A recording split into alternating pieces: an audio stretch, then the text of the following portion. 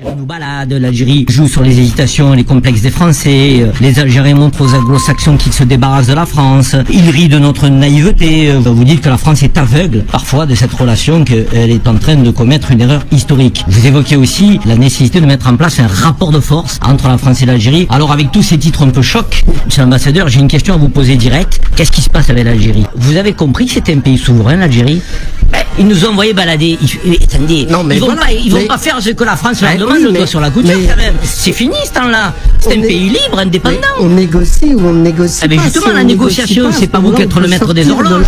Non, mais dans une négociation, vous imposez pas le timing, vous imposez pas le contenu, vous imposez pas tout. Sinon, c'est plus une négociation. Ça veut dire, écoutez, petit Algérien, on vous domine. Donc, si on ne casse pas l'accord, on va aller au rapport de force. Non, vous êtes un pays qu'on respecte. Venez à la table des discussions. Nous avons besoin, sur le plan intérieur, de renégocier cet accord de 68. On peut pas leur parler comme ça aux Algériens. Vous n'avez pas été dans les fonctions que j'ai occupées, pardonnez-moi de vous le dire. Vous ne savez pas ce qu'est la négociation quotidienne avec les Algériens. Ça ne veut pas dire qu'on doit leur manquer de respect. Non, je ne veux pas dire. Je trouve que la manière que vous proposez est une question qui manque de respect. Non, je ne veux pas dire qu'on leur manque de respect. Écoutez, mais je dis qu'il faut se fixer. Dans une de vos tribunes, monsieur l'ambassadeur, vous avez osé écrire que les 45 millions d'Algériens, s'ils pouvaient quitter l'Algérie pour venir en France, ils viendraient.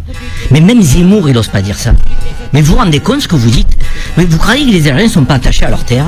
Ils n'ont pas de famille, ils n'aiment pas leur pays, ils n'aiment pas leur patrie. Mais c'est pas acceptable d'entendre dire ça. Qu'il y ait une jeunesse algérienne qui a envie de quitter l'Algérie, comme il y a une jeunesse française qui quitte la France pour aller aux États-Unis, au Canada, en Australie. Mais ne dites pas que les 45 millions d'Algériens, moi je les rencontre quand j'y vais. J'ai de la famille en Algérie.